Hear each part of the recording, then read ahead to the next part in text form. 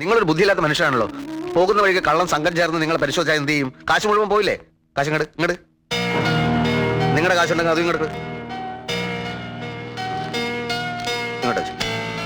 ഇങ്ങനെ പൊതിഞ്ഞ് ഇവിടെ വെക്കണം. ആരും കാണാൻ പോകുന്നില്ല, മനസ്സിലായല്ലോ? ഓക്കെ. ആ ഉണ്ടത് അങ്ങനെ. ആ പോയിക്കോളൂ.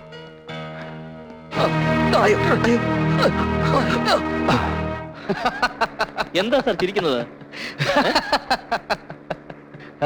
എങ്ങനെ ചിരിക്കാതിരിക്കുള്ളൂ? നമ്മുടെ നാട്ടിലെ മണ്ടന്മാരുടെ എണ്ണം കൂടിയത് ഓർത്ത് ചിരിച്ചു പോയതാ. ദേ കണ്ടില്ലേ?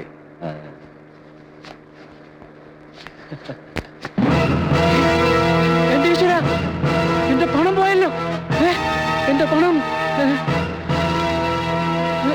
എന്റെ പണം പോയല്ലോ. എന്റെ പണം പോയല്ലോ.